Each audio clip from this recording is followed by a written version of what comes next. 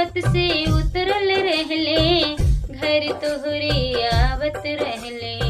पर्वत से उतरल रहले, घर तोहरे आवत रहले। रहिया में मिल गई एक निर्धन, हे सुहागन हमरे। रहिया में मिल गई एक निर्धन, हे सुहागन हमरे। निर्धन के धन बल दिहले, मनसा के पूरा किहले। निर्धन के धन बल दिहले, मनसा के पूरा किहले। धन बला देता होइगे देर, हे सुहागन हमरे। धन बला देता होइगे देर, हे सुहागन हमरे। कहवा लगायो बड़ी देर, हे औसानी मैया। कहवा लगायो बड़ी देर, हे औसानी मैया।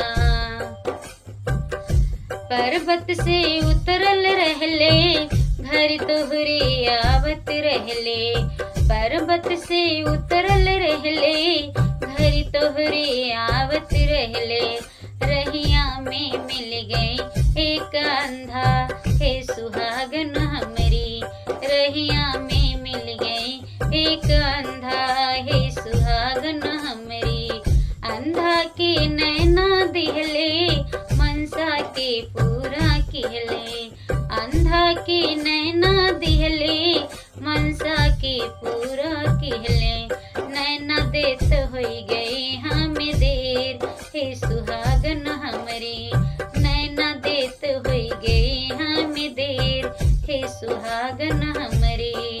कहवा लगायो बड़ी देर, हे औसानी मैया। कहवा लगायो बड़ी देर, हे औसानी मैया।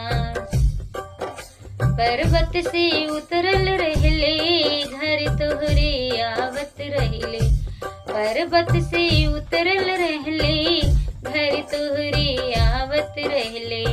रहिया में मिल गई एक बाझिन, हे सुहागन हमरे।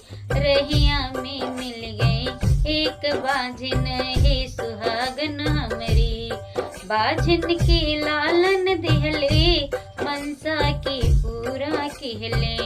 बाझिन को लालन दिहले, मनसा के पूरा किहले। लाल देत होई गए हमें देर, हे सुहागन हमरे।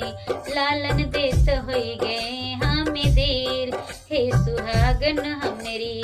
कहवा लगायो बड़ी देर, हे औसानी मैया। कहवा लगायो बड़ी देर, हे औसानी मैया। पर्वत से उतरल रहले, घर तोहरे आवत रहले। पर्वत से उतरल रहले, घर तोहरे आवत रहले।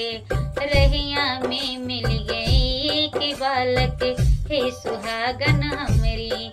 रहिया में मिल गई एक बालक, हे सुहागन हमरी। बालक की बुद्धि दिहले, मनसा की पूरा किहले।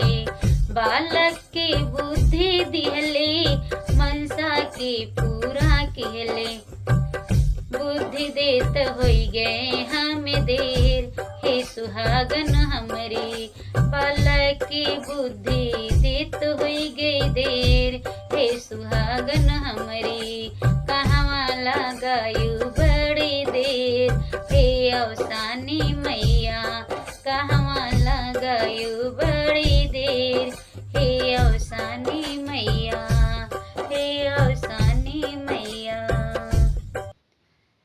हेलो फ्रेंड्स, अगर यह औसानी मैया का गीत आप लोगों को अच्छा लगा हो तो लाइक शेयर कमेंट जरूर करिएगा।